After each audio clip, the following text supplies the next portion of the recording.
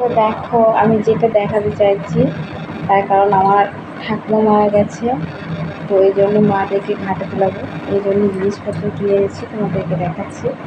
এই দেখো, এই দোকান থেকে নিয়ে এসেছি। তো প্রথমে দেখাচ্ছি, প্রথমে নিয়েছি গামছা, দেখতে পাচ্ছ। তারপর নিয়েছি বাবার জন্য এই দেখো গেঞ্জি, তারপরে বাবার জন্য আরেকটা বাটি দিয়ে ছাপা জামা নিয়েছি, দেখো এরকম।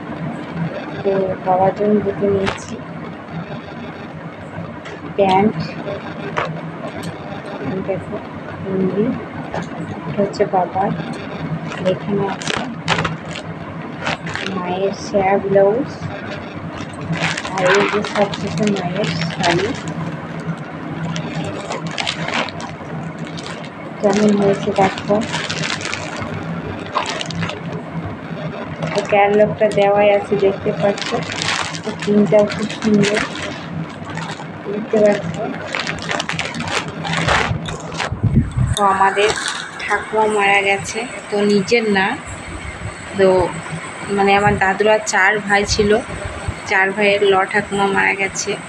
তো ওইভাবেই আগেকার দিনের লোকগুলো ডাকতো, ছোটো মা ঠাকুমা, তারপরে বড় মা, বড় ঠাকুমা, ছোটো ঠাকুমা, মেজ ঠাকুমা, ঠাকুমা, আমাদের ওগুলো ডাকগুলো এখনও আছে। তো কী করবো, পরশুদিনকে ভোজ, কালকে কাজ, তো শ্রাদ্ধ কাজ কালকে আছে, তো এই জন্য সব কিছু কেনাকাটা করে নিলাম, বুঝতে পারছো।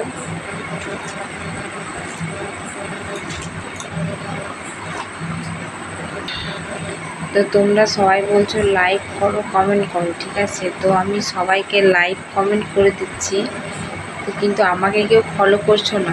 তো আমি তোমাদের কি বাতিলের খাতায় পড়ে গেছি? তো আমি সবাইকে ফলো করছি, সবাই বলছে ঝড়ের মতো নাকি ফলো বাড়ছে, তো কই কোথায়? তো আমাকে তো কেউ ফলো করছো না। তো আমি সবাইকে ফলো করেছি, কিন্তু আমাকে কেউ করছো না। আমাকে নিশ্চয়ই বাতিলের খাতায় বাদ দিচ্ছ। যদি জানতাম আমার ফলোটা একদিনে 10,000 ফলোয়ার্স বেড়ে গেছে, তাহলে জানতাম ঝড়ের গতিতে ফলোয়ার্স বাড়ছে। কিন্তু এইসব ফালতু কথা, কিছুই না, আমি বুঝে গেছি।